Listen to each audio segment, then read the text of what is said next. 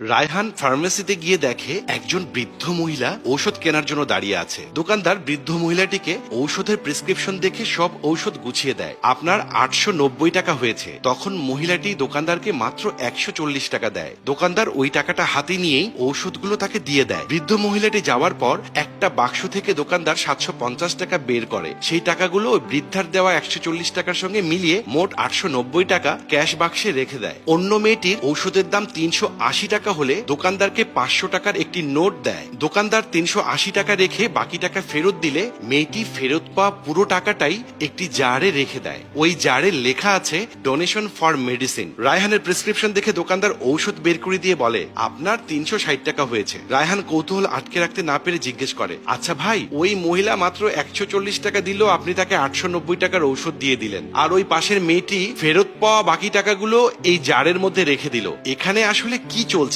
এই বাক্সটা একটা জাদুর বাক্স। আসলে এটা মনুষ্যত্বের জাদু।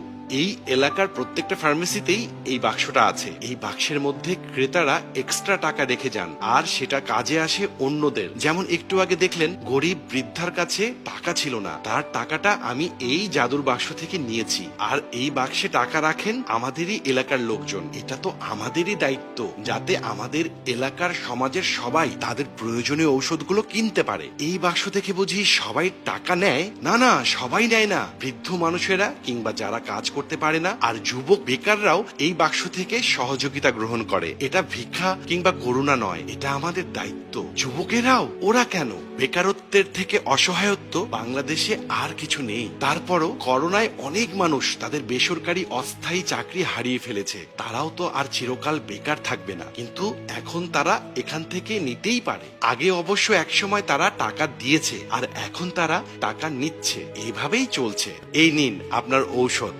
হ্যাঁ, কত টাকা যেন হয়েছে? জি, আপনার 380 টাকা হয়েছে। রায়হান তখন 500 টাকার নোট দেয়। দোকানদার 140 টাকা ফেরত দিলে রায়হান সেই 140 টাকা সেই জাদুর বাক্সে রেখে বলে, আমার সামান্য জাদু এখানে রাখলাম। দোকান থেকে বের হবার সময় ওই দোকানদারের সাথে হাত মিলিয়ে রায়হান বলে, আপনার এই জাদুর বাক্সে টাকা থাকে না, থাকে মনুষ্যত্ব, দায়িত্ব আর অনেক ভালোবাসা। এমন করে যদি পুরো পৃথিবীটা মনুষ্যত্বের জাদুতে ভরে যেত, তাহলে পৃথিবীটা স্বর্গ হয়ে যেত। এই সুন্দর পদ্ধতিটা আমি সবার কাছে পৌঁছে দিতে চাই। এভাবে অন্যকে যদি আমরা প্রয়োজনীয় সহযোগিতা করি, তাহলে আমাদের জীবন আরো অর্থবহ হয়ে উঠবে। অপকারের বিনিময়ে উপকার করে আমরা আমাদের উত্তরের ময়লা ও কালিমা দূর করব।